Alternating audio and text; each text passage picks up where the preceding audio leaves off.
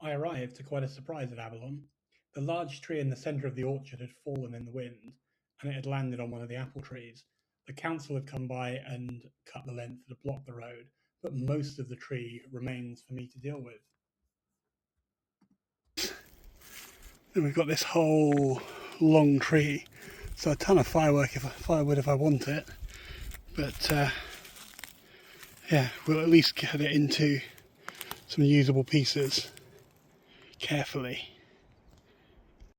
So we're going to make a start on the tree, see if we can clear it enough that I can rescue my poor little squished apple tree.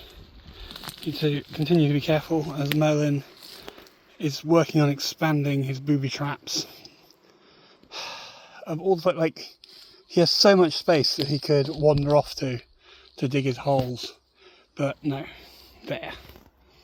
It's obviously a safety first thing when using the chainsaw, so particularly as it's an electric one. So we've got the helmet, face mask, earplug combo. We'll see how we go.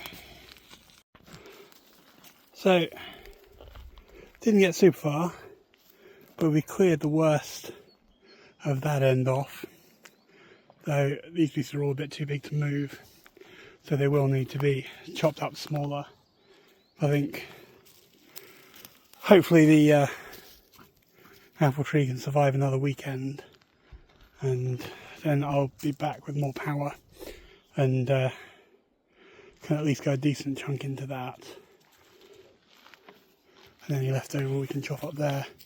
We've also got the top over there, which I need to think about if that's something I need to deal with or if it's part of the council's responsibilities. It's part of the road, I don't know. But either way, it's a decent amount of wood. And then I also need to resync my house sign, which I think I will move to a slightly more visible location, so probably just about here.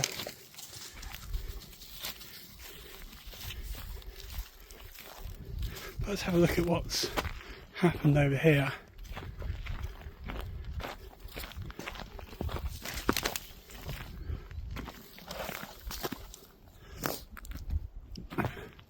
So it's actually up there. We've had a loss at the top of a tree, and then looks like something's coming out, and quite a lot of the green base too. The rowan tree seems to have survived well. See good budding up at the top, but looks like we might have lost one smaller tree there. I'm just going to do a bit of a walk around, see what other impacts there's been. Aren't we, buddy? Yeah! We'll find more trees that have fallen. Let's see. And we found one more tree that's come down. So this one here has fully come down in the area where, if I ever build a yurt, I will build the yurt. So near the tail end of the drainage loop. So it's not impacting anyone. But you can see it's just come down there and then along. So we've still got that one that came down that I never got round to doing, and this one up here definitely looks like it's approaching its last legs, but we shall see. But you can see how much rain there's been. The drainage ditch is pretty full. You have so much water inside, buddy. But that's doing pretty well. So let's carry on. See what's on this side. Let's just pulled it up by the roots entirely. So I'm not really sure what to do with big roots and bottom of the tree trunk. The actual tree itself with the chainsaw is pretty easy to slice up. that was my little friend getting excited. So that's easy enough to deal with if I want to. I've left that beyond clearing the worst bit out of the pond because it really wasn't much of a deal. Probably true of that as well. There's no massive need to do anything with that unless and until I decide to use this space for something.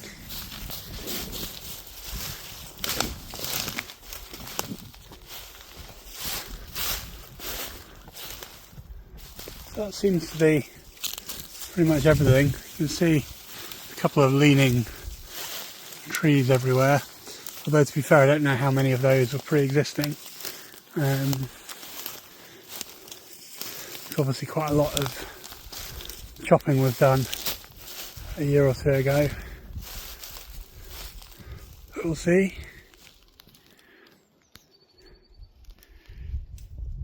What you doing, buddy? So basically, the previous fuse for the solar panels got waterlogged somehow. So I've been waiting on a replacement. I was working with just the one panel for the last week or so, which is super interesting because it's enough that it kept things powered, but not enough to charge the battery at the same time. So now we've got the two back on, we should be good. You can also see that in the wind, this has taken a bit of damage. So we need to fix that because that will keep the water out. So I need to figure out where we can get a replacement. So what we're doing here is we've got to mark where the foundation goes, putting our central little stick, measure out the string, the radius of the space. Sorry, you're just getting a view of Merlin doing his business. And then I can mark off sort of an octagon, and the builder can do as he needs to and adjust it as he needs to. I'm a little bit worried he's not going to be able to get through without making a bit of a hole, but we'll see what he has to do. I mean, he needs to knock a few things down. We've lost plenty in the Storm Dave. Looking very dramatic, buddy. Yeah.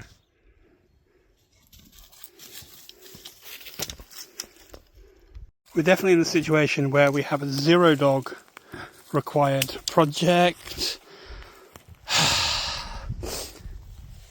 but we have a 1 dog trying to assist, who's just knocked the stick over. I escorted him away from where I was putting things up because he was very in the way and knocking things over. What I didn't realise is when I escorted him away, he took the string that I need with him, which he considers a great deal of fun. Drop. And now we have the approximate spacing of the grill cabin. So it should fit comfortably within that circle, and I need to do a bit of work around the edge to make it easier to get around out the back if you want to have a nice view down the side. So just sown carrots in this third of box 4. So it's a little earlier than Claude planned, but according to the seed box, it's fine. I've got a variety of onions I'm going to plant in the middle, and I need to find some garlic to plant, and that will fill box 4, which does need its anti-slug repellent, but I think we've got a bit of time for that. The chainsawing went really well, actually. If we look over there, we just ran out of battery power because I wasn't expecting to do this. So I've only got one of the 2 batteries for the chainsaw, and that wasn't very full. So we've made a dent, but we've still got a fair bit to go. Maybe I should have gone into smaller pieces, but we'll see. His long line is not working so long at the moment because he's managed to entirely tie himself up, and he's making it worse with every turn. Good job, buddy. Good job. Yeah. A rare glimpse of my home. The seedlings are coming along very nicely. We've got 2 types of tomatoes, some chilies and some bell peppers, as well as an early start on some leeks. The goal is to really lean into vegetables I like this year rather than ending up with a freezer full of parsnips and beetroot. I should be able to sow them, assuming I pick up a small greenhouse, in about 2 weeks.